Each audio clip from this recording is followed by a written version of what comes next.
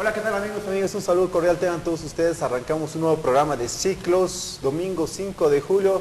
La verdad, un placer de estar nuevamente en sus pantallas. Quiero agradecer simplemente a muchos amigos, amigas que nos están visitando por el canal de YouTube, ¿no? Al observatoriobolivia.org por brindarnos el espacio. También que nos visiten a través de nuestro Facebook, de nuestra página de Facebook, a Ciclos Programa. La verdad, muy contento, ¿no? Nos visitan desde Chile, nos visitan desde Argentina, nos visitan desde España, nos visitan desde muchos puntos, lugares del Alto, de La Paz, ¿no? Realmente estamos muy complacidos de tenerlos en este programa. Partidazo, ¿no? Partidazo lo que se vio ayer en la Copa América, un triunfo épico por parte de Chile, ¿no? Le planteó un partidazo a la Argentina, realmente no se puede creer el juego que ha demostrado, tanto con carácter, tanto con personalidad, ¿no? La táctica, le rompió todos los circuitos a la Argentina, ¿no? Y Messi desapareció porque ni siquiera ha sido un juego escalonado, ¿no? Sí, lo han encerrado y no ha podido zafar de la marca de la barrera chilena en este partido, ¿no? Simplemente felicitar a nuestros amigos de Chile por esa victoria, su primera Copa América que tiene, ¿no? Estoy acá con unos amigos, ¿no? Que han venido y que van a hablarnos de las organizaciones sociales en el país, ¿no? Quiero dar la bienvenida a nuestro amigo Vidal Laime, amigo del Alto, ¿no? Quiero dar la bienvenida por acá también a nuestro amigo Carlitos, ¿no? Castillo. Bueno, muchos temas, ¿no? Muchos temas. Quiero arrancar primero con Vidal. Vidal, al último que ha habido esta renovación de la dirigencia de la SUBCB, ¿no? Quisieras que nos comentes, por favor, cómo ha sido este tema. Bueno, inicialmente un saludo aquí a ti, Carlos, Humber. Es importante, bueno, quizá no dejar de tomar del pulso a las organizaciones sociales en nuestro país, acá en Bolivia, porque básicamente las organizaciones sociales son la fuerza vital, son la sangre que inyecta el poder a este proceso de cambio que viene impulsando ya el presidente Evo Morales hace ya más de 9 años. En ese orden de cosas creo es importante tomar en cuenta ciertos aspectos que merecen un detenimiento en el análisis. Y es que recientemente se llevó a cabo en la ciudad de Pando un congreso de la Confederación Sindical Única de Trabajadores Campesinos de Bolivia, donde sale como máximo dirigente don Feliciano Vegamonte. Ahora, ¿qué quiere decir esta renovación de la Confederación Sindical Única de Trabajadores Campesinos en nuestro país?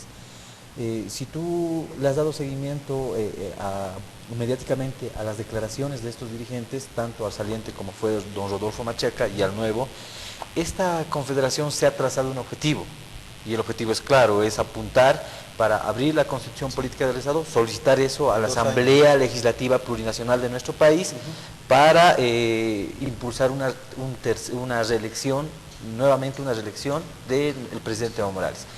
En ese sentido creemos pertinente quizá por este momento no abordar el tema de la reelección, que en un programa anterior habíamos definido, habíamos trabajado de manera un poco más detallada, pero lo que sí es importante tal vez no descuidar en el análisis es algo que me parece fundamental e insoslayable, y es lo siguiente.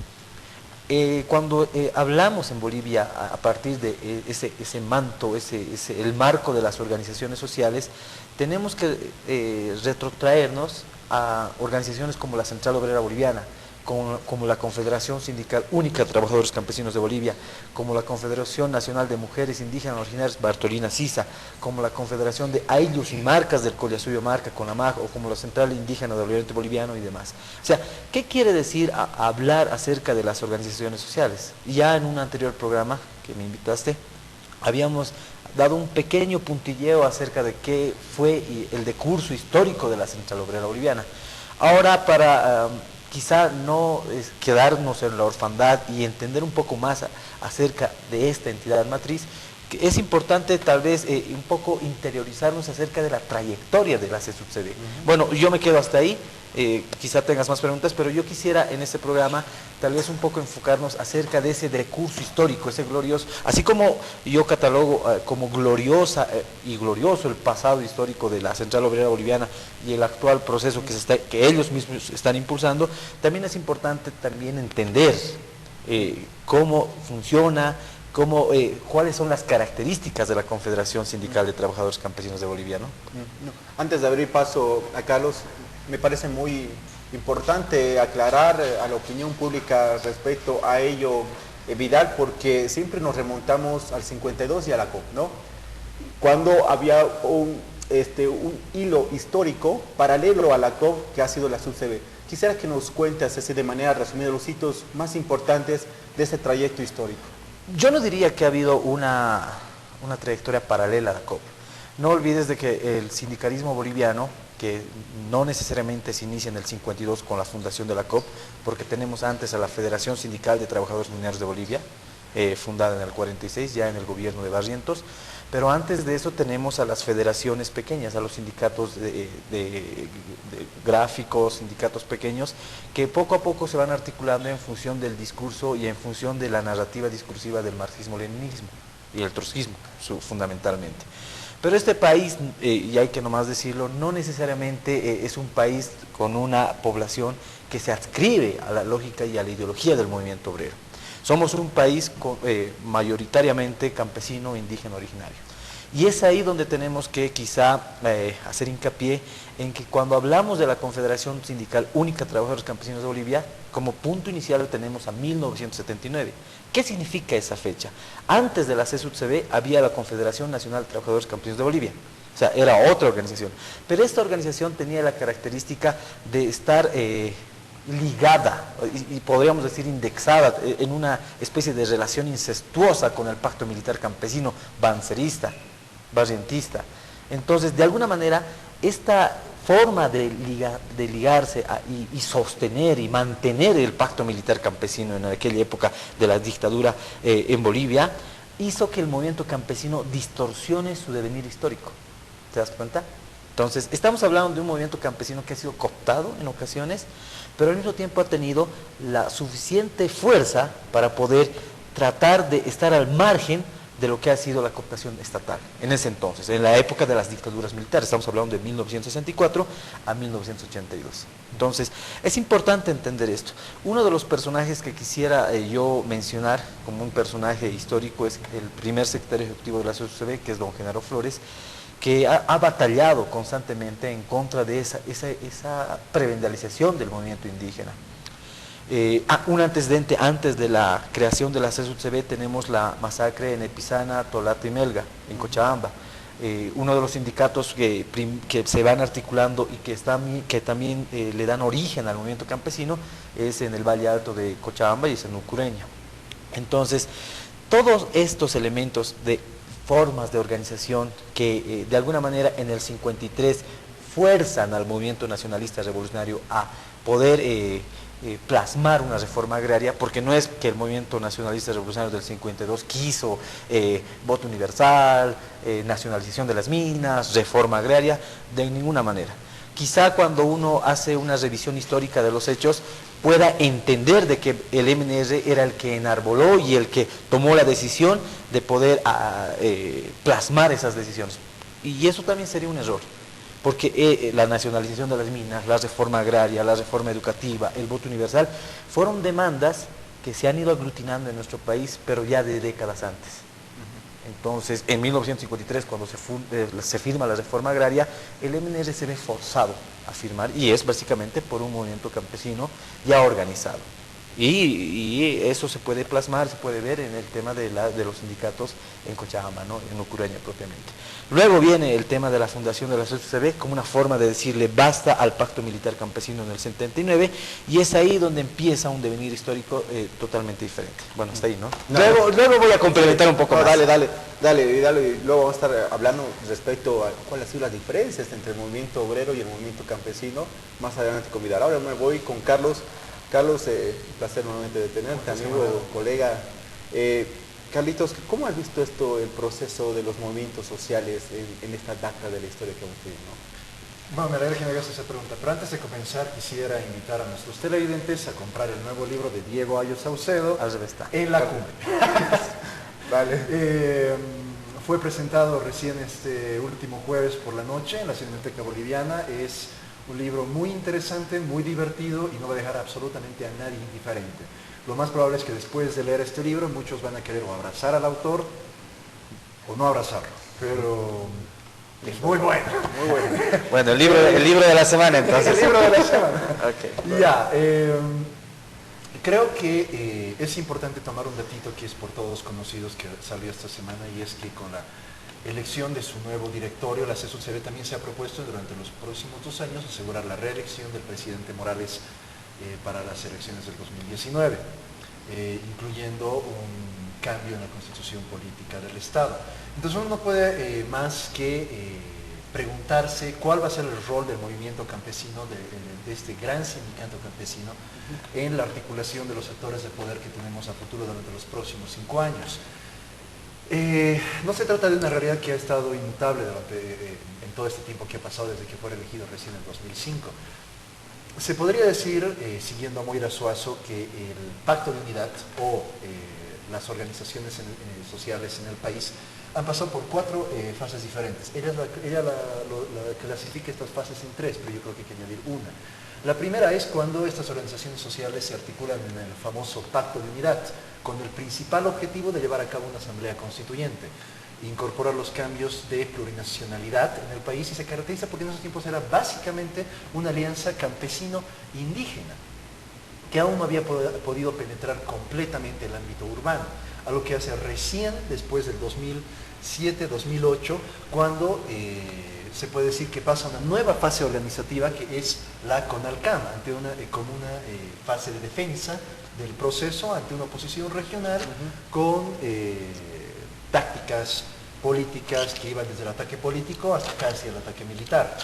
Y una tercera fase que se llama la fase del Mecanismo Nacional de Control Social, que se caracteriza por básicamente la institucionalización de estas organizaciones sociales dentro de la estructura del Estado y como una parte constitutiva del, por así decirlo, base de poder del gobierno, pero ya institucionalizadas. Yo creo que a esta fase hay que añadirle una última, que habíamos estado discutiendo con Romer la última vez, que ya es cuando estos movimientos o estas organizaciones sociales se encuentran tan institucionalizadas que podríamos decir casi hasta burocratizadas, y que además se caracteriza por la incorporación de nuevos actores. Si la anterior fase a esta que estoy explicando, la fase del Mecanismo Nacional de Control Social, se logró incorporar, por ejemplo, a cooperativistas, asalariados y a la COP, por ejemplo, en esta nueva fase tenemos incorporación de 2 grandes actores: a las clases medias y, pese a quien le pese, a las clases empresariales. Entonces, creo que la pregunta que tenemos que tratar de dilucidar durante esta jornada, durante la próxima hora, es ver cuál va a ser el papel de la CESUCB en esta articulación de poder que existe en el país, si su rol va a seguir siendo central. Tenemos diferentes tesis al respecto. Fernando Molina dice, por ejemplo, que el corporativismo es la forma natural de hacer política en Bolivia, y que por lo tanto cualquier modelo de gobernabilidad basado en la representación directa de organizaciones sociales en el gobierno, sea en su legislativo o en su ejecutivo, tiene más posibilidades de concentrar y mantenerse en el poder durante los próximos años. Pero por otro lado tenemos opiniones como las de Diego Ayo, que dice que este nuevo periodo que se acaba de inaugurar a principios de este año se va a caracterizar por una cosa, una centralización del poder muchísimo más grande en la figura del presidente Morales, un rol figurativo de una asamblea constituyente y un rol pasivo de las organizaciones sociales, incluyendo a la CESUCB. Entonces, por supuesto, creo que no se tratan de tesis irrebatibles, etcétera. Creo que mucho va a jugar, por ejemplo, el contexto internacional en cómo se juegan estas relaciones de fuerza. Pero hoy en día, por ejemplo, le preguntaría a Vidal, a pesar de toda la historia que tiene la CESUCB tras sí y la representatividad que tiene este gobierno, me pregunto si ese apoyo que le está dando al gobierno ahora es tan importante como, por ejemplo, el que dan los cooperativistas. ¿Me entiendes? Dale. Está en una situación pero complicada. es muy buena por los pregunta y próximos ahora años. Vidal que va a ser que va a responder. Bueno, en principio, quizá es importante decir que estoy en desacuerdo con algunos conceptos. Sí, estoy en desacuerdo con algunos conceptos que ha utilizado en referencia de algunos autores que él ha mencionado, como Ayo o Fernando Molina, dices, ¿no? Sí. Acerca de del corporativismo de las organizaciones sociales. Cuando hablas de corporativismo, estás diciendo que estos sectores, estas organizaciones, simplemente tienen demandas de carácter sectorial. Pero si tú revisas la historia, por eso es importante remitirnos a la historia. Por eso cuando hablamos de Pisana, Tolati y Melga en el 74 en el Valle de Alchamba, estamos hablando de discurso, querer en principio reivindicar los derechos, que no solamente los campesinos, es muy bien, ir de al indígena, campo, es campesino con la titulación, trabajo, la tierra trabaja, entonces de circunscripción marxista. Es importés. El catarí indianismo. El indianismo, a partir de la figura, y cuando esos sectores corporativistas que no necesariamente tienen reivindicaciones, cuando la marcha del 96, que es diferente, reivindicaciones que van armando, si bien se orienta y pedía el tema de la oración del 21060, y es ahí donde previamente se habla también convocar la constitucionalidad, sino que se insertó en el cambio de la Constitución. ¿Qué quiero decir con esto? Que cuando el año 2000, el año 2001, el año 2002 y el año 2003, no olviden que el año 2003, en septiembre, cuando se inicia un bloqueo de caminos en Huarizata, el ministro de Gobierno de ese entonces, Carlos Sánchez Berzaín, que dirige un operativo en helicóptero, en el cual hay luctuosos saldos, hay personas que caen, de alguna manera el movimiento campesino se enardece y es la vanguardia de lo que posteriormente es la caída de Gonzalo Sánchez de Lozada. Entonces, si fuera un movimiento campesino circunscrito a una demanda sectorial pequeñita de un sector, no hubiese logrado semejante hazaña. O sea, el derrocamiento de un gobierno, entre comillas, democráticamente electo, porque solamente tenía el 21%, tiene de alguna manera un mérito enorme. Posteriormente se da el tema del pacto de unidad. ¿Y cuál es la consecuencia del pacto de unidad? La Asamblea Constituyente. No olvides que cuando se convoca Asamblea Constituyente el año 2007, el Pacto de Unidad ya había trabajado un documento de lo que ellos pensaban de que debiera ser la constitución política del Estado. Cuando se da el nefasto empate catastrófico que llama Álvaro García Linera en septiembre del 2008, cuando había una resistencia atroz de parte de las élites oligárquicas cruceñas, el movimiento campesino estaba ahí defendiendo el proceso de cambio. Entonces, estamos hablando de un movimiento campesino que no necesariamente es un movimiento campesino tan pasivo, como lo menciona Ayo, sino es un movimiento que tiene una capacidad de movilización y una acción colectiva eficaz. Yo he escuchado que algunos intelectuales indican de que estos son minorías eficaces, pero si tú te das cuenta, esta capacidad de articulación, esta acción colectiva, esta movilización que ellos pueden efectuar, no necesariamente tiene reivindicaciones sectoriales, son reivindicaciones nacionales. Ahora, si como el nuevo objetivo que ellos se proponen para modificar la constitución política del Estado, estamos viendo que este movimiento campesino no necesariamente está pidiendo, nuevamente reitero, la cuarta vez que reitero, demandas de carácter sectorial.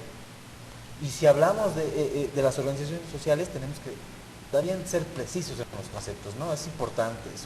Ahora, eso por un lado. Por otro lado, cuando hablamos de los cooperativistas, yo soy un acérrimo crítico del sector cooperativista, al margen de que alguna vez yo trabajé de minero en un sector cooperativista. Entiendo la lógica del cooperativismo. Sin embargo, alguna vez con Humbert, con Carlos, analizábamos el tema de la ley 535, la ley de minería, y habíamos apuntado que, como conclusión de la ley de minería, el sector cooperativista gozaba de muchos privilegios. deseados, diría yo. No olvides el último exabrupto que comete la FENCOMIN, en la cual pide la cooperativización del 100% de Colquiri. ¿Cuál es la reacción natural? Ahí lo tienes a Juan Carlos Trujillo, que dice, no vamos a permitir que Colquiri sea cooperativista 100%. Es más, ellos quieren la nacionalización del 100%, lo mismo que ha pasado con Guanuni. ¿Qué implica esta pugna, este choque de intereses? Que de alguna manera lo que se está jugando son intereses de carácter sectorial. Ahí yo sería quizá un poco más crítico y diría que los cooperativistas sí velan por intereses de carácter más gremial, más corporativo, y a diferencia de la CSUCB, que tiene reivindicaciones de carácter más nacional. Perfecto. Bueno, es importante lo que acaba de mencionar el compañero Vidal, ¿no? Estoy totalmente de acuerdo contigo. ¿Ah, sí? ¿Alguna vez? Pero tenemos que aclarar algo. Pero claro, ahora lo que hay que aclarar es, mira, siempre se ha hablado de un Estado corporativo, ¿no? Siempre se ha hablado de las organizaciones sociales conformando una gran sociedad. El problema es ¿no? de que estas categorías han sido utilizadas de forma irreflexiva, y en eso estoy totalmente de acuerdo con Vidal. Pero tú mantienes esa posición de que estamos en un Estado corporativo. Sí, totalmente, porque creo que hay que diferenciar en este, por así decirlo, en este modelo de gobernabilidad que es corporativista, porque incluye la representación de intereses de diferentes sectores sociales en el gobierno, como dije, tanto en su rama ejecutiva como legislativa, donde sin embargo existen diferencias entre los diferentes sectores que la componen. Diferencias que yo creo a lo largo van a terminar jugando un papel fundamental en la dirección que va a tomar este proceso de cambio. Estoy plenamente de acuerdo con Vidal en que el movimiento campesino, la CSUCB, se ha logrado diferenciar del resto de las organizaciones que han pertenecido a este inicial pacto de unidad, que pertenecen a este gobierno, en el sentido de que ha sabido incorporar las demandas del resto de la sociedad dentro de su plataforma movilizadora, dentro de su agenda movilizadora, y eso la ha colocado, por así decirlo, a la vanguardia de este proceso, al menos en una fase inicial. Pero es innegable de que el papel que tiene la CSUCB como impulsor, como base, hoy en día, aunque no se encuentra en disputa, sí tiene que ser compartido con otros sectores sociales que han adquirido un peso igual de grande dentro del gobierno, como la CSUCB. Voy a ser más concreto, por ejemplo, seguramente uno de los motivos que permiten que el movimiento campesino logre incorporar demandas del resto de la sociedad no se deben solamente a una tradición organizativa que va desde los años 70 y que pasó diferentes procesos de maduración, desde la ruptura con el pacto militar campesino hasta ir adquiriendo una fase muchísimo más, no sé si beligerante, activa, durante los tiempos del neoliberalismo con las acciones de la DEA en el trópico, pero lo cierto es de que logra incorporar los intereses del resto de la sociedad civil a su agenda, logra incorporar la lucha por la nacionalización del agua, la lucha por la nacionalización de los recursos naturales. Pero eso se debe, no volviendo a Moira Suazo y siguiendo a Moira Suazo, es que el MAS surge en esos tiempos, y el movimiento campesino tiene un rol central en esos tiempos, debido a 4 factores fundamentales. El primero es, lo siento, ¿no?, la emergencia de un clivaje campo-ciudad. Y esto es seguramente lo que le da mayor protagonismo a la CSUCB, lo que le da la capacidad de incorporar intereses de otros sectores dentro de su agenda. Por la tradición colonialista y neocolonialista, homogenizadora, étnicamente excluyente que el gobierno aún sostiene, aún después de la Revolución Nacional, donde se trata de homogeneizar al indígena, al indígena bajo la figura de campesino. Entonces, durante el año 2000 para adelante se hace más visible que nunca el clivaje campo-ciudad. Es decir, esta gran diferencia que divide a la sociedad boliviana en este sentido en grandes bandos, ¿no? La gente que vive en el campo, de tez canela, de rañable indígena, de apellido indígena, y las personas que habitan en la zona urbana, ¿no?, que viven en esta suerte de lo que Linera llamó alguna vez, creo que pigmentocracia, o sea, que son como los principales defensores de una suerte de pigmentocracia. Entonces, el primer factor que posibilita la emergencia del MAS y de la CSUCB como su movimiento motor es la emergencia del clivaje campo-ciudad. La segunda es la crisis económica del neoliberalismo, que hace posible incluso su modelo de representatividad, y como tercer factor, el sistema de partidos que entra en crisis. Y en cuarto lugar, la aparición del municipalismo y los diputados uninominales.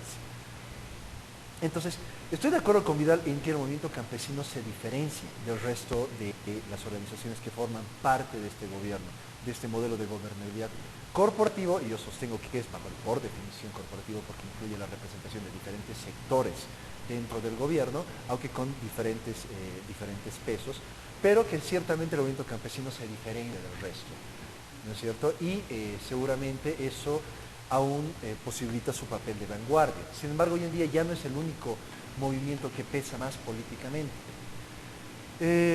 Bueno, por ejemplo, yo estoy convencido cooperativistas pesan, pero ahora, no sé si más, simplemente para puntos de coincidencia, ¿no es un estado corporativo para vos, Vida? No, para mí no. Ah, ya, eso quería ver, eso era todo. Pero ¿por qué no somos un estado corporativo? No, en principio quizá me gustó mucho cómo iniciaste el programa, Humber, acerca del pedido de la CSUCD, la reelección y todo eso. Sí. Pero antes de responder esta pregunta, era importante remitirnos al contexto histórico, al tema de cómo el movimiento campesino en la época de la dictadura militar tenía una ligación con el pacto militar campesino. Había. Es más, en un determinado momento, en el 64, el movimiento campesino estaba en contraofensiva del movimiento obrero. Había esa disyuntiva, había esa pugna. Entonces es importante entender ese devenir histórico para comprender si ahora la CSUCB, con este mandato que tiene a partir del Congreso que se ha llevado adelante, es importante comprender si va a poder efectuar, si lo va a poder cristalizar, si lo va a poder concretar. Y hemos visto de que el movimiento campesino ha tenido una articulación que ha podido movilizar a las masas y ha tenido una acción colectiva eficaz. Es importante definir eso. Ahora, el punto acá es definir si esta CSUCB, con ese pasado fantástico, con esa historia riquísima, va a poder nuevamente ser un protagonista de la historia y realmente si el pedido que en este momento tiene como mandato lo va a poder impulsar de manera efectiva. Entonces creo yo que por eso era importante iniciar con la pregunta al final, pero retrotraernos con el principio.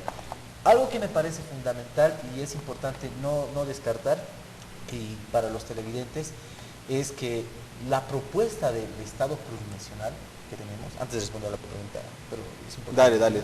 La propuesta del Estado plurinacional, como actualmente lo conocemos y está en nuestra Constitución Política del Estado, viene pues de un congreso de la CSUCB en 1983. Entonces, ¿qué quiere decir esto? Que tenemos un movimiento campesino que ya está pensando una visión, una forma de ver al país, ¿no? Luego vemos que si lo comparamos con el movimiento obrero, con la Central Obrera Boliviana, ustedes saben que con la Marcha por la Vida en el 86 ha sido el gran repliegue, un batacazo para el movimiento obrero, que ha abierto una década de un retroceso. En términos de Guillermo Lora sería un repliegue táctico, pero la verdad es que ha sido un retroceso forzado de parte del modelo neoliberal por el despido masivo de 22.000 obreros a las calles, entre comillas relocalización, y en ese contexto en el cual el movimiento campesino empieza a brillar. Es decir, tenemos un movimiento obrero opacado, una Central Obrera Boliviana que había sido protagonista de la historia a partir del 50 hasta el 86, con Juan Lechino Oquendo a la cabeza, pero que después con el 21.060, el modelo neoliberal, empieza a opacarse, empieza a atenuar su capacidad de movilización. Pero, paralelamente, en esa época, tenemos un movimiento campesino que ya estaba organizado previamente, pero que también, de alguna manera, con sus mecanismos de lucha, con sus mecanismos de movilización, las marchas, los bloqueos, no tanto las huelgas de hambre, porque eso más lo utilizan los obreros como método de lucha, pero sí las marchas y los bloqueos como una forma de interpelar al Estado. Es importante. Cuando hablamos del movimiento al socialismo, instrumento político por la soberanía de los pueblos, tenemos que también mencionar de que la CSUCB es el semillero. O sea, el movimiento campesino se propone y dice, el sistema de partidos no nos sirve, no nos representa, y tenemos que fundar un instrumento político. Y ahí está la CSUCB. Pero ahora, las UCB son buenos datos, nos han remitido, ¿no? Incluso al pacto campesino que hubo, ¿no? Pacto militar. Perdón, pacto militar campesino. Pero ahora, ¿es posible Vidal que se trabaje de una manera independiente? Ahora trabaja con el gobierno, ¿no? Entonces, ¿esto le quita credibilidad o más bien lo sustenta más credibilidad? Yo no diría que trabaja con el gobierno, yo diría que es el sostén del gobierno. Es decir, hablar de las organizaciones como tal, hablar de la CSUCB, en otro programa vamos a tener que hablar de la CONAMAC, vamos a tener que hablar de la CIDOB, vamos a tener que hablar específicamente de la Confederación de las Bartolinas Isas. Es importante que el televidente entienda de que ahora solo estamos hablando de la CSUCB y haciendo un pequeño punteo de un anterior programa en el que habíamos abordado Perfecto. a la Central Obrera Boliviana como esa organización social, ese ente matriz que yo siempre menciono, para mí es una gloriosa Central Obrera Boliviana, que si bien por ahora está un poco venida menos, de alguna manera trata de salir a la palestra mediática con un discurso que se retrotrae a esa lucha de vanguardia, ¿no? O sea, lucha de defensa. Volviendo al punto, ¿no? La CSUCB para mí y las demás organizaciones sociales son el gobierno, es decir, este es el gobierno de las organizaciones sociales, o como los intelectuales dicen, o los allegados al MAS, este es el gobierno de los movimientos sociales. O sea, no puede, el uno no es sin lo otro, y el otro no es sin lo uno. De alguna manera es el monopolio de las decisiones con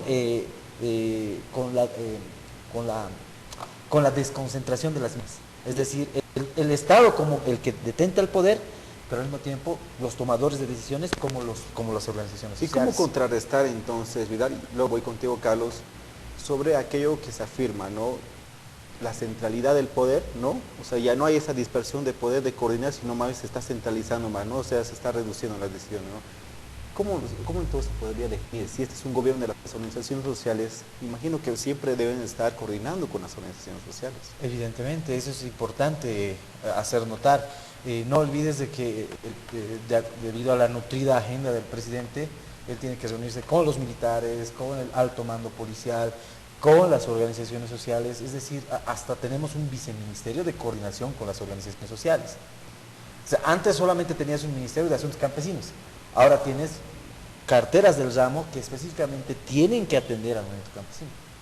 Entonces es importante tomar en cuenta aquello, pero yo quisiera quizá un poco, para ir respondiendo al final si la sociedad va a poder o no lograr el tema de la reelección, mencionar un tema que también es importante no pasarlo por alto, es el tema del fondo indígena, que de alguna manera ha enlodado el tema de estas organizaciones sociales y las ha dejado muy mal paradas. Sí.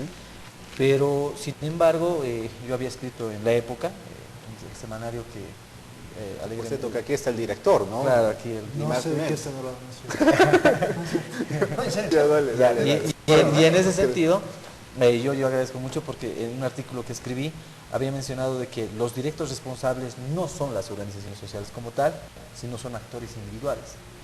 Entonces, muchos quizá porque está fresco el tema del fondo indígena, puedan atacar a este movimiento, a esta organización, y decir que están manchadas de corrupción y no tienen ninguna legitimidad moral para pedir o siquiera salir a las calles y realizar cualquier pedido, ¿no? Entonces es importante eso, mencionar de que los actores que han hecho semejante desfalco son personas individuales, no son organizaciones como tal, y de alguna manera es nomás y algo reconocer de que este tipo de personajes nefastos le han hecho mucho daño al movimiento campesino, ¿no? O sea, pero al final son dirigentes que se han corrompido. Claro, pero es importante separar, pues, una cosa es la organización, que es como una institución, es una institución como tal, y otra cosa es pues el dirigente que a partir de la prebenda se corrompe, ¿no? Y ahora, esta pregunta voy a trasladar a vos, Carlos. ¿Has visto que hay renovación, hay una renovación dirigencial en las organizaciones sociales? Buenas noticias dicen que sí, y creo que es algo más que obvio. Antes de eso quiero aclarar que el director de la OPA se llama Javier Larraín, lo conozco personalmente, es un gran tipo. Es la última noticia. Es la última noticia. No sé. A ver, vamos a dale. pero, o sea, creo que estamos... creo que estamos diciendo algunas cosas que son bastante obvias, ¿no? Como el papel central que tienen que tiene la CESUCB dentro de la alianza de organizaciones sociales que forman la base de este gobierno, como la importancia que tiene la CESUCB dentro de este gobierno y como la incondicionalidad que tiene la CESUCB respecto a este gobierno. Pero creo que hay que diferenciar el papel de la CESUCB en una coyuntura de ascenso al poder, de lucha por el poder, como fuera que caracterizó la que hubo entre 2000 y 2005, la de lucha por el poder o defensa del poder entre 2006 y 2009, y la fase de básicamente institucionalización en el poder que hay entre 2010 hasta ahora, ¿no? Y que seguramente el cambio entre estas fases va también incidiendo en el cambio de la naturaleza de la SUTCB. Yo no cuestiono el papel central que tiene la SUTCB.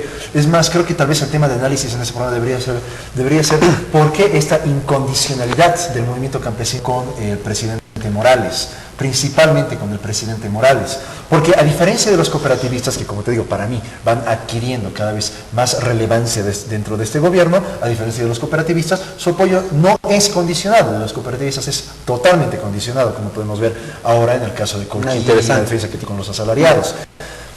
Pero, o sea, creo que son cosas, en este momento que estamos diciendo que son novedades, y que creo que son...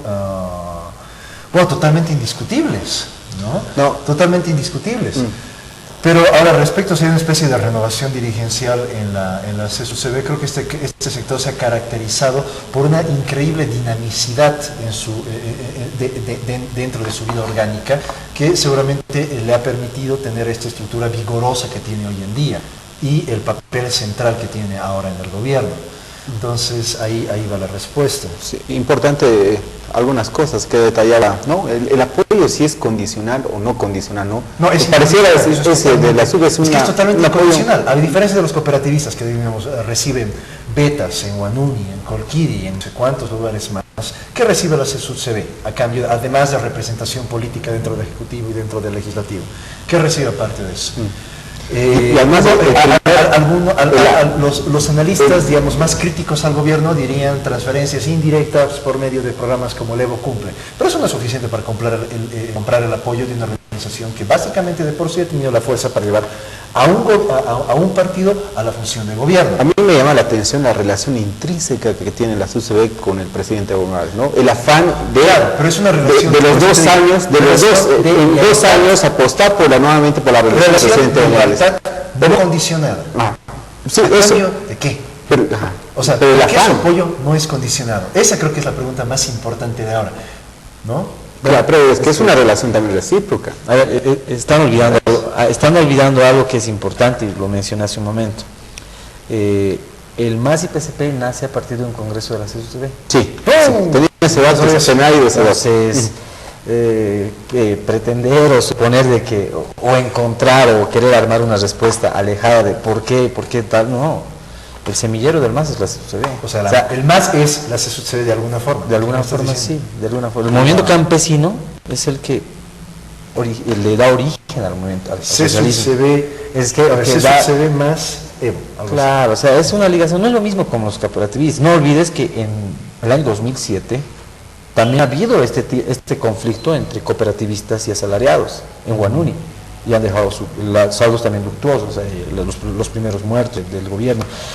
Pero querer comparar por qué los cooperativistas no y por qué el movimiento campesino sí, es un despropósito, porque no hay pues parangón. Unos que a partir de una inversión personal y de ciertos privilegios que en ese momento eroga el Estado para que ellos puedan tener nuevas áreas de explotación, no es lo mismo que un movimiento campesino que ha luchado durante más de 2 décadas, es más a partir del 79 con la CESUCB, pero antes de ellos con su organización matriz. Es una organización social que tiene ya pues una larga data, ¿no?, de lucha histórica.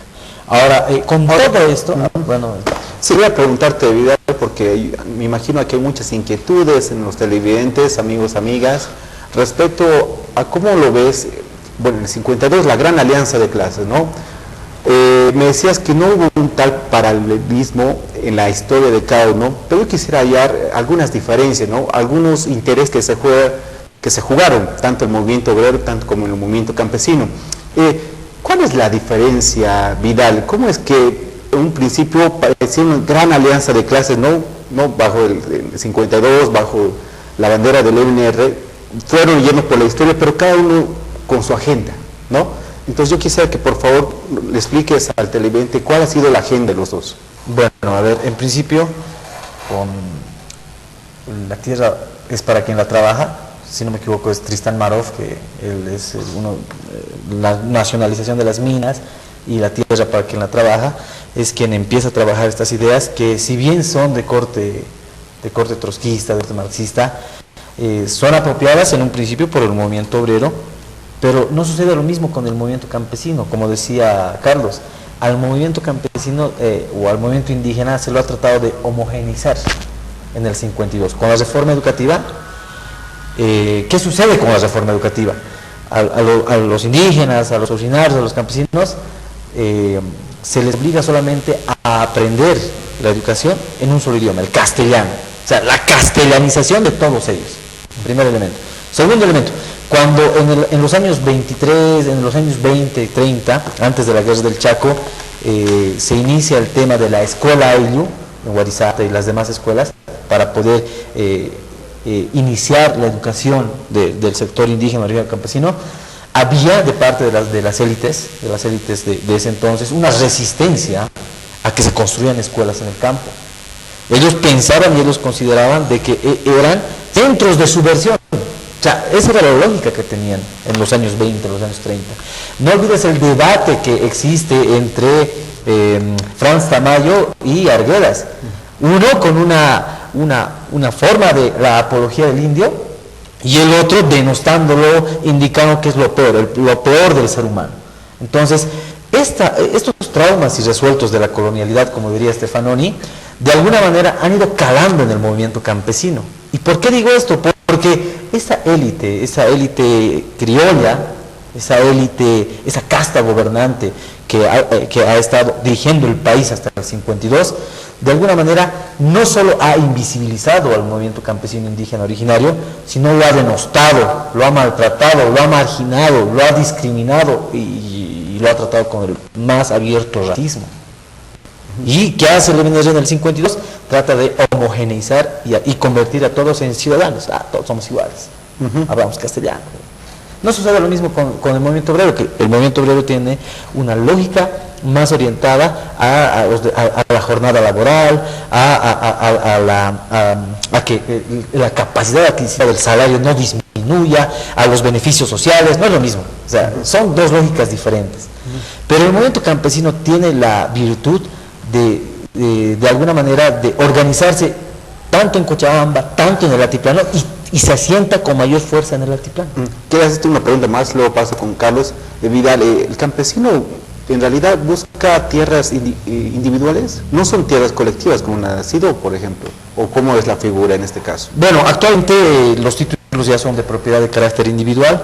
Hay tierras comunitarias de origen, y es nomás, hay nomás que decirlo, que cuando hablemos del tema de la CIDO vamos a profundizar eso, porque ellos son los que manejan más el tema de las tierras comunitarias de origen, ¿no? Entonces, veremos este tema por separado. Entonces, lo que yo quiero puntualizar es que tenemos un movimiento campesino, retomando el debate anterior, y para todos los que ven, que en Bolivia el movimiento campesino ha sido discriminado. Eso fue evidente hasta el 52, después del 52 ha tratado de ser homogeneizado, pero es a partir del 79, a la cabeza de Genaro Flores, de que con el discurso catarista, tratan de una manera de luchar contra esa ofensiva nefasta del Estado y tratar de insertar en la agenda estatal reivindicaciones de carácter colectivo, ¿no? Colectivo. Entonces, es importante tomar en cuenta esto. Bolivia era un país en el siglo XIX y hasta avanzado el siglo XX, donde el movimiento campesino indígena originario era un movimiento que se lo trataba como una especie de personas que no valían nada. O sea, es más, en la época de de la colonia, se decía que los indios no tenían ni alma. O sea, en el debate entre, ya no recuerdo, entre... O sea, la mayor... Era la iglesia. Era la iglesia y... Claro. O sea, creo Bartolomé de las Casas. Sí, Bartolomé de las Casas, y no recuerdo. Entonces, ¿qué implica eso? O sea, cuando hablamos del movimiento campesino, y quizá he cometido un error, tenemos que hablar también de Tupac Amaru, Tupac Katari, Pablo Zárate Vilca, Laureano Machaca, o sea, la insurrección de Jesús de Machaca. O sea, son hitos históricos que de alguna manera van quedando en la memoria larga del movimiento campesino, y esos, tanto Tupac Katari como Pablo Zárate Vilca, van quedando como los héroes, como el símbolo del movimiento campesino, y a partir de ellos es que se enarbola el tema de las reivindicaciones de los derechos colectivos, de los pueblos y naciones originarios. No es lo mismo con el movimiento obrero, que en el movimiento obrero, vos enarbolas no pues un Tupac Katari, no un Pablo Zárate Vilca, sino enarbolas la ideología de Carlos Marx y de Vladimir Ilich Lenin. O sea, es diferente, y otro con una tendencia un poco más inclinada, más radical, que es León Trotsky. Entonces, son diferentes concepciones de tener una referencia en la narrativa discursiva. El uno, a partir de la historia propia de nuestro país, el movimiento campesino, porque no olvides de que tanto Pablo Zárate Vilca, tanto Tupac Katari, hicieron este tipo de levantamientos indígenas, estas subversiones dentro de este territorio. Mientras que el movimiento obrero se prestó, por así decirlo, una ideología de Europa. Sí. Y por eso, de alguna manera, ha habido siempre un tensionamiento entre el movimiento obrero occidental europeizante, así lo consideraban unos, y el movimiento campesino, para algunos muy etnocéntrico. Claro. Entonces, esta disputa por estar de alguna manera tener la vanguardia de los cambios en el país, ha tenido esa característica en nuestro estado plurinacional de Bolivia hoy, ¿no? Importante las cosas que acaba de mencionar, ¿no? Haciendo un juego con la historia, amigos, amigas. Carlos, ¿vos cómo has visto esto, no? Mira, hemos pasado por varias facetas de la historia, ¿no? Y ahora se ha conseguido esas conquistas sociales que se han ido demandando, ¿no? Se tiene la autodeterminación territorial, que era lo que ellos pedían, ¿no? Traducida ya en la Constitución Política del Estado. Y el punto culminante con la llegada del presidente Evo Morales, ¿no? A gobierno. ¿Es así, Carlos, como se ha ido dando las cosas? Homer, te has olvidado de mí completamente, pero bueno, 5 o 2 minutos que me quedan, es bueno reforzar lo siguiente, o de una vez concluir con lo siguiente y a ver si estás de acuerdo conmigo. O sea, el grado de madurez que ha adquirido el movimiento campesino a lo largo de la historia ciertamente tiene etapas diferenciadas que van desde básicamente un líder indígena que con una visión hasta con una visión de construir su propio estado, que es Zárate Vilca, un estado diferenciado del estado colonial, es decir, por así decirlo, aunque no dentro de una organización formal, sí con una capacidad o con una madurez política muy alta. Estamos hablando de los tiempos de Zárate Vilca, al momento que es el de la Alianza Militar Campesina, que se caracteriza por un nivel de autonomía totalmente nulo respecto al 52, al momento que estamos viviendo ahora, donde es un grado de madurez política altísimo y donde es vanguardia. Entonces, creo que estoy totalmente de acuerdo con Vidal en que, por así decirlo, la memoria larga del movimiento campesino ha tenido una suerte de efecto acumulativo que lo ha llevado a donde está ahora, que ha sido además la capacidad de poder incorporar intereses del resto de la sociedad. Irónicamente, a pesar de haber sido un sector totalmente excluido, vilipendiado y discriminado en todas las formas posibles desde el nacimiento de la República. Antes, desde la colonia, por desde la colonia, sí, antes de la existencia de la República, pero sobre todo más durante la existencia de la República. Recordemos que durante la colonia se respetaban de alguna forma las formas de propiedad indígena bajo la forma de las reducciones indígenas, donde el indígena de todos modos puede tener su tierra comunitaria. Formas de organización que son totalmente atacadas o no son para nada respetadas por el gobierno republicano, con sus diferentes intentos de exvinculación con Melgarejo, etc. O sea, básicamente hasta los años 50.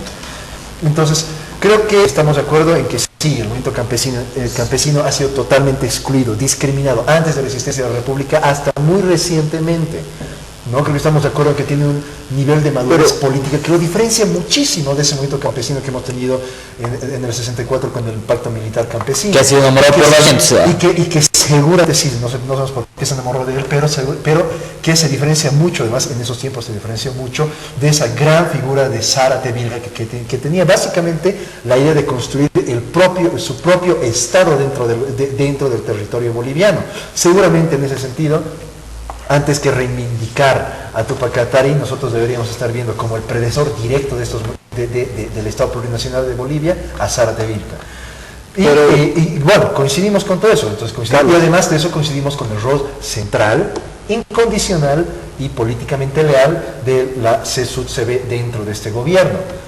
En lo que no coincidimos, Vidal, ya no se trata del único jugador importante de esto. O sea, hay otros actores. No me adelanto a decirte que ya no se trata del jugador más importante. Seguramente será el jugador más importante, pero ya no es el único, ¿no?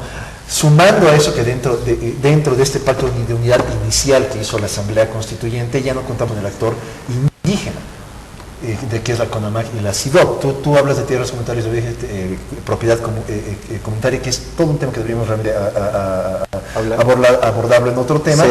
Cuando estamos hablando de CONAMAC o CIDOC, pero estamos hablando de sucesión, estamos hablando de propiedad individual de la tierra. Pero, por ejemplo, dentro de este proyecto de unidad que inicialmente formaba la base del gobierno, tenemos ahora ya a los indígenas, ¿no? Es decir, por así decirlo, actores de mayor esencia o de mayor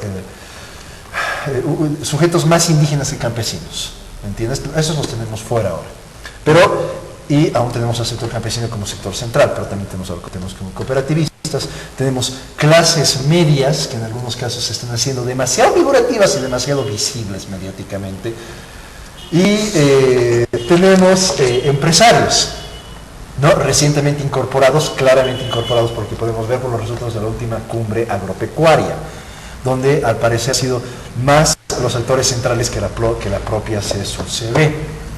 Entonces, bueno, creo que esos son como yo concluiría esta discusión. Creo que hubiera sido interesante también discutir más o menos la formación ideológica que tiene el movimiento campesino. Ciertamente no se trata de una formación marxista, ciertamente no se trata de una formación guevarista, ciertamente no se trata ni siquiera de una formación, o tal vez sí, nacionalista. Pero quizás aquí tenemos un poquito de tiempo. No tenemos tiempo. Quizás nos podría él definir la línea ideológica de... ¿Cuál es la línea ideológica A ver, no, me ponen entre la pared por si acaso los compañeros viéndome. Sin embargo, afortunadamente hay algunos datos que se pueden compartir. A ver, con Genaro Flores en 1979 se abre una etapa catarista del movimiento campesino. Pero a partir del año 2000, del año 98, con Felipe Quispe, se abre una etapa indianista de las movilizaciones campesinas. Ahora, cuando hablamos de indianismo en Bolivia, hablamos de Fausto Reinaga, un intelectual que, si bien en la última etapa de su vida ha cometido ciertos traspiés que lo han denostado, si uno lee atentamente Revolución India, Pensamiento Máutico, La tierra para quien la trabaja, Tesis Indígenas y esos libros, uno se va a dar cuenta de que hay nomás cierta tendencia a poder restablecer el Tahuantinsuyo. O sea, para él, para Reinaga, ojo, no quiero cometer el error de decir que lo estoy englobando todo en esto, es mucho más amplio el pensamiento de Reinaga, pero una de las ideas que él tiene es que él soñaba con enarbolar las huipalas, ya no en la República de Bolivia, sino en el Tahuantinsuyo, en la reconstitución del Tahuantinsuyo. Y de alguna manera las banderas que Felipe Quispe enarboló el año 2000 era la reconstitución del Collasuyo. ¿Y ahora en qué fase ideológica estamos? Ahora, catarista, indianista. Ahora esta es una pregunta un poco más compleja, porque si bien, a ver, antes de responder eso, hemos entendido de que el movimiento campesino tiene héroes como Túpac Katari, Pablo Zárate Vilca, innegable.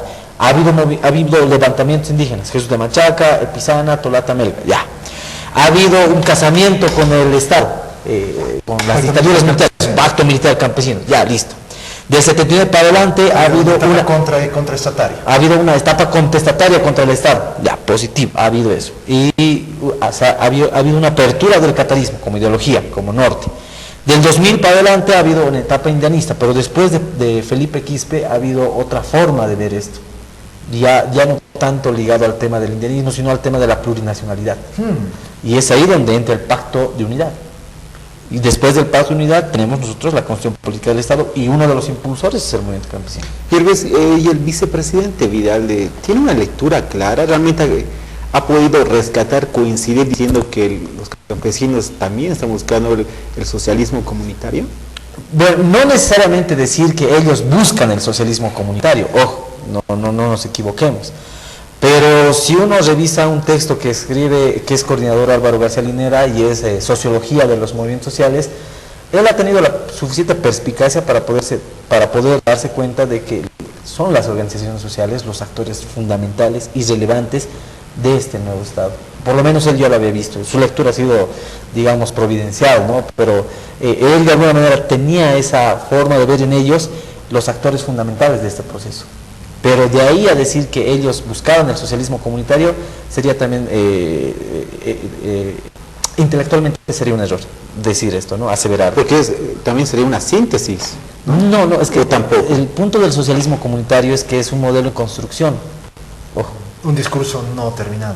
Sí, y esto inicia cuando, si tú revisas la historia, el 2009, después de la aprobación por referéndum de la Constitución y en febrero con la promulgación de la Constitución Política del Estado, sí, escuchamos a un Evo Morales hablar de socialismo comunitario.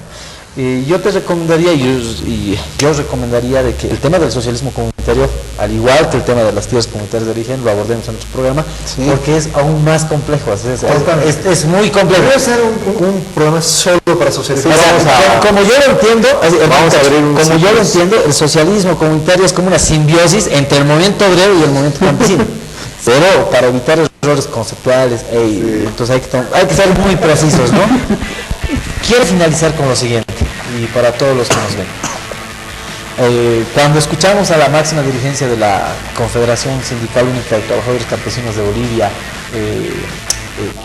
indicar que ellos van a buscar y están buscando por mandato del último congreso suyo la apertura de la Constitución para una nueva reelección del presidente Evo Morales, quizá por el pasado que ellos tienen, por esa efectividad en la acción colectiva, en la movilización de masas, yo podría decir de que ellos pueden tener ciertas posibilidades de éxito.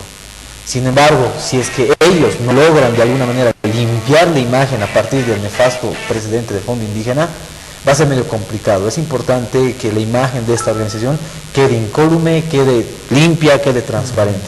Caso contrario, cualquier pedido, cualquier reivindicación que ellos puedan enarbolar va a quedar manchada, va a quedar afectada, porque moralmente es medio complicado pedir algo cuando ellos tienen serias observaciones. Entonces es importante indicar eso, ¿no? Que esta actual dirigencia tiene la obligación de sindicar y de poner tras las rejas a todos los culpables. Eso es indudable, eso es innegable. Caso contrario, este pedido, este mandato no va a ser fructífero.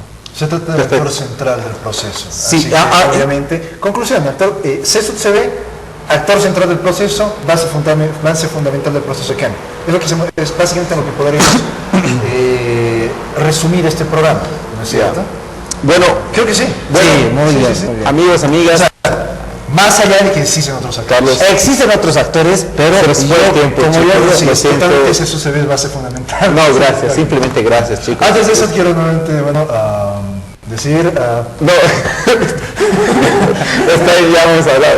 Por cierto que es posible que el doctor Diego Ayuso este próximo domingo acá. ¡Genial! Sí, así que va a ser imperdible la charla que nos va a brindar acerca de su libro. No, agradecerles, amigos y amigas, por acompañarnos. Entren simplemente al observatoriobolivia.org, podrán acceder a todos nuestros videos en YouTube, ¿no? Y podrán acceder a este programa en especial, ¿no? Entonces, muchas gracias por todo, amigos y amigas, ha sido un placer. Seguiremos con más ciclos de movimientos sociales, organizaciones sociales, pero seguiremos hablando Claro, o socialismo comunitario, acá con Vidal, con Carlos, vamos a seguir hablando, amigos y amigas. Van a ser programas imperdibles, han visto que hay que entender a ellos. no hemos podido ni una pausa comercial, nada, ha sido intensa. No, es que tener la vida aquí cerca siempre es como dicen, no hay pierdes. Totalmente, estoy muy feliz de verte de nuevo, camarada. Bueno, ¿cómo ha estado? Gracias de la coca? Gracias. Pues ya no hay tiempo. Nos habla de la feria de la coca. ¿Está rico? Bien, hermano.